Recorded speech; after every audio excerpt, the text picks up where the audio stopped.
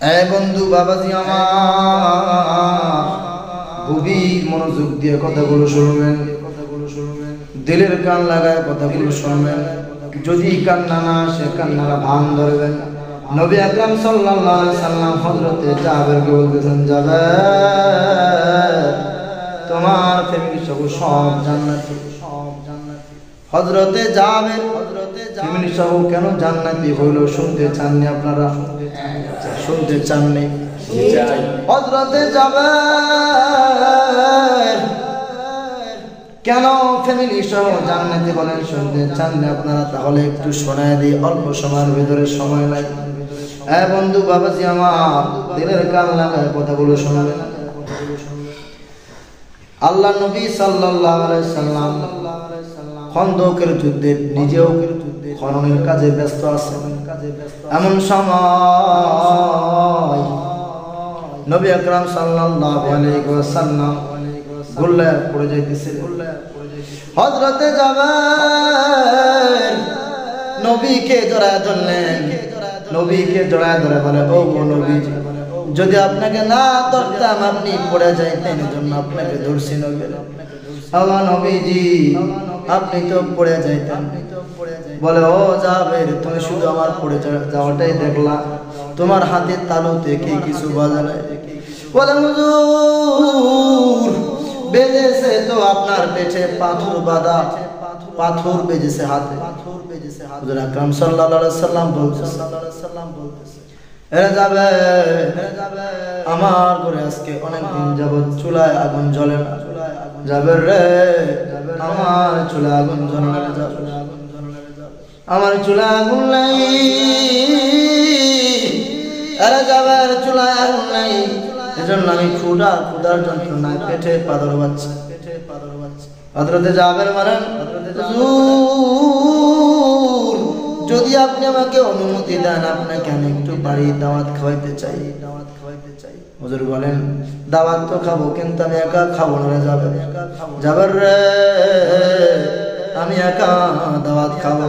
তখন হুজুর আকরাম সাল্লাল্লাহু আলাইহি সাল্লাম বলেন, আমি একা দাওয়াত খাবো না, সবাইকে নিয়ে যাব। হযরত জাবের বললেন, হুজুর আপনাকে যে নিয়ে যাব, সবাইকে নিয়ে যাবেন, আমার বাড়িতে তো তেমন কোনো খাবারের ব্যবস্থা নাই, মাত্র একটা বকরি আছে যেটা জবাই করে আপনাদেরকে খাওয়াবো। জাবের বলতেছে, হুজুর একটা মাত্র বকরি দিয়া কয়জনকে আমি খানা খাওয়াবো? হুজুর ডাক দিয়ে বলে, যাবে একটা বকরি দিয়ে সবার খাওয়া হয়ে যাবে। আমি যেভাবে শিখিয়ে দিই তুমি সেভাবে করবা, আমি যেভাবে বলি দেই তুমি সেভাবে করবা।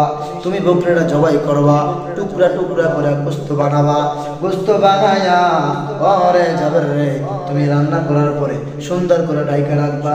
শুধু তাই নয়, রান্না করার পর ঢাইকা রাখবা, পরে যখন বন্টন শুরু করবা বিসমিল্লাহ বলে বন্টন শুরু করবারে যাবে। দেখবা একজন না দুইজন না হাজার হাজার মানুষ খেয়ে যাবে, তারপরও খাবার শেষ হবে না। সুবহানাল্লাহ। হযরতে যাবে, হুজুর ঠিক আছে তাহলে আপনার আমার বাড়ি দাওয়াত। হযরতে জাবের বাড়িতে চলে গেলেন। জাবের বিবিকে বলে, আরে বিবি কপাল তো লাগা গেছে, কপাল তো লাগা গেছে, দিনের নবী এতিম নবী আমার বাড়ির দাওয়াত করে হল করছে। বিবিও খুশি, নবী দাওয়াত করে হল করছে। বিবি বলে, তাহলে কি মেহমানদারি করাবা? বিবি বলে, কি মেহমানদারি করাবা না স্বামী? স্বামী ডাক দিয়ে বলে, জাবের বলে, আমাদের যে বকরিটা আছে বকরিটা জবাই করে হুজুরকে খাওয়াই দিব। তো বকরিটা জবাই করছে, জবাই করে টুকরা টুকরা করে গোশত বানাইছে। জাবেরের দুইটা সন্তান, কয়টা সন্তান? আরে ভাই বন্ধু, জাবেরের দুইটা সন্তান। এই জাবেরের দুইটা সন্তান, একটা সন্তান গেছে ওই বকরির জন্য ঘাস আনতে, কি আনতে গেছে? ঘাস আনতে গেছে, ঘাস নিয়ে আসছে। আইসা দেখি বকরি নাই, বকরি নাই, বকরি কোথায় গেল? বলতেছে, ছোট বকরি কই? কয় বকরি তো জবাই করা, দিনের নবী আসতেছে তার জন্য জবাই করা খাওয়াইতেছে। তখন এক ভাই আর এক ভাইকে বলতেছে, আরে ভাই আমার মা আর বাবা দুইজনে জান্নাতে চলে যাবে নবীকে মেহমানদারি করায়া, আর তুমি আমি জান্নাতে যেতে পারবো না, এটা হয় নাকি? এ ভাই তুমি একটু শুয়ে যাও, আমি একটু ছুরি দিয়া তোমাকে দেখাইবো কেমন করে বকরি জবাই করছে। কন্যা সুবহানাল্লাহ। ছোট ভাই বড় ভাইকে একটু অভিনয় করে দেখাইতেছে কি দেখাইতেছে? ছুরি দিয়া দেখাইতে পোস্ট লাগা দুনিয়া থেকে এক ভাই বিদায় নিয়ে চলে গেছে। আর ভাই চিন্তা করলেন এখন দুনিয়ায় বেঁচে থেকে আমি লাভ নেই, আমার ভাইও চলে গেছে নবীর প্রেমে জীবন দিয়া, আমিও চলে যাই। এই ভাই কি করলেন, এক পর্যায়ে তিনিও নবীর প্রেমে জীবন দিয়ে দিলেন। হঠাৎ করে ওই জাবের রাদিয়াল্লাহু তাআলা আনহু বললেন, বিবি রে আমি নবীকে আনতে চাই। কয় যাও নবীকে আনতে যাও, নবীকে নিয়ে আসতেছি, তুমি খাবারের ব্যবস্থা করো। হযরতে জাবের নবীকে নিয়ে যখন বাড়িতে আসলেন, এসে বিবি গো খাবারের ব্যবস্থা করো। খাবারের আয়োজন করলেন, খাবার সামনে দিলেন। এখন খাবার সামনে দেওয়ার পর ওই যে আল্লাহ পাক জানে কি জানেন? আল্লাহ পাক এই বাড়ির খবর জানে কি জানেন? জানে। আল্লাহ পাক সব জানে, আল্লাহ পাক সব দেখে। আল্লাহ পাক সহ্য করতে পারেন নাই, আল্লাহ পাক হযরত জিবরিলকে পাঠিয়ে দিয়েছেন, আরে জিবরিল যাও চলে যাও, আমার নবীকে জানায় দাও। হ্যাঁ নবীজি তুমি একা খাইলে চলবে না, ওই যে জাবেরের দুই সন্তানকে পাশে নিয়ে তোমাকে খানা খাওয়াইতে হবে। ছেলে আসে না গেছে? ছেলে দুটা তো গেছে। এখন আল্লাহ পাক বলছেন, ও জিবরিল যাও আমার নবীকে জানায় দাও যে দুই সন্তানকে নিয়ে যেন আমার নবী খানা খায়। আপনার আমার নবী আখিরে পয়গম্বর হযরতে জাবেরকে ডাক দিয়ে বলে, জাবের তোমার দুই সন্তান কোথায়? তাদেরকে ডাক দাও, খানা খাবো, তাদেরকে না নিয়ে খাওয়া যাবে না। আল্লাহর পক্ষ থেকে ওহী চলে আসছে, তাদেরকে ছাড়া আমি খানা খেতে পারবো না। হযরতে জাবের কিন্তু এই ঘটনা কিচ্ছুই জানে না যে দুই সন্তান দুনিয়া থেকে বিদায় নিয়ে চলে গেছে। হযরতে জাবের স্ত্রীর কাছে বলে, কিরে আমার সন্তানরা কোথায়? আমার ছোট আর বড় কোথায় গেল রে?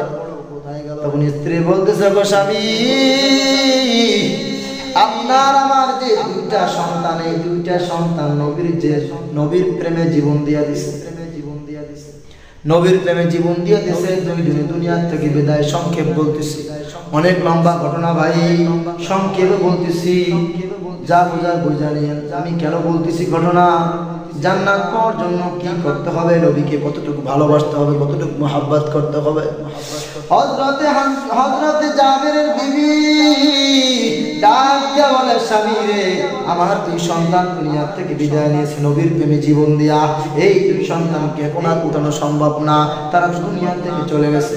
তখন ওই জাবের রাদিয়াল্লাহু তাআলা নবীর কাছে এসে বলছেন, নবী রে মিথ্যা কথা বলবো না, আপনার প্রেমে জীবন দিয়া, আপনার প্রেমে জীবন দিয়া আমার দুইটা সন্তান দুনিয়া থেকে বিদায় নিয়ে চলে গেছে।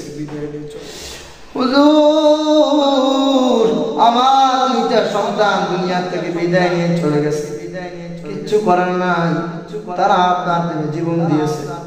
তখন হুজুর বলতেছে, না কাজ হবে না, যেহেতু আল্লাহ পাক রব্বুল আলামিন ওহী পাঠাইছেন, তোমার দুই সন্তানকে আমাকে কি করতে হবে? একসাথে খানা খাইতে হবে।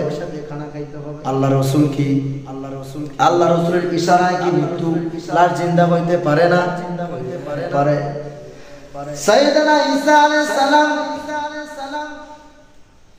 তার কথায় যদি আপনার মৃত্যু লাশ যদি জিন্দা হতে পারে, এরকম অনেক ব্যাপারে পাওয়া যায়, অনেক বুজুর্গের ব্যাপারে পাওয়া যায় যে মৃত্যু লাশ কথা বলছে। কথা বলেন ঠিক কিনা? হযরতে জাবের তার দুই সন্তান দুনিয়া থেকে বিদায়। আল্লাহ রাসূল বলতেছেন, আরে জাবের তোমার দুই সন্তান কোথায়? আমাকে সেখানে নিয়ে চলো রে, আমি তোমার দুই সন্তানকে একটু দেখবো। চলো নিয়ে চলো। হযরতে জাবের হুজুরকে নিয়ে তার সন্তানদের কাছে চলে গেল। যা নবী আকরাম সাল্লাল্লাহু আলাইহি ওয়াসাল্লাম সন্তানের মাথার বরাবর দাঁড়ায় গেল। দাঁড়ায় বলতেছে ওঠ ওঠ উঠা যাবে। আরে জাবেরের সন্তান উঠা যা। জাবেরের সন্তান আল্লাহ ডাকের সারা পায়া আল্লাহ পাক তো জান দিছে কে? আল্লাহ পাক জান দিছে। আর নবীর এই শাহাদাত আঙ্গুলের ইশারায় জাবেরের দুই সন্তান দ্বারা হয়ে গেছে কন্যা। সুবহানাল্লাহ সুবহানাল্লাহ। আল্লাহ রাসূল তখন ওই জাবেরের মাথায় হাত রেখে বলতে, জাবের শুধু তুমি না শুধু তোমার ফ্যামিলি সহ সবাই জান্নাতি। কন্যা সুবহানাল্লাহ সুবহানাল্লাহ। জন্য সন্তানের থেকে, ভাই থেকে, বোনের থেকে, বন্ধু বান্ধব যারা আছে সবার থেকে ভালোবাসা কার জন্য বেশি থাকতে হবে? নবীর। কার জন্য? নবীর জন্য কি থাকতে হবে? ভালোবাসা বেশি থাকতে হবে। নবীর জন্য বেশি যদি ভালোবাসা থাকে তাহলে দেখবেন আপনি দুনিয়াও কামিয়াব, পরকাল কামিয়াব।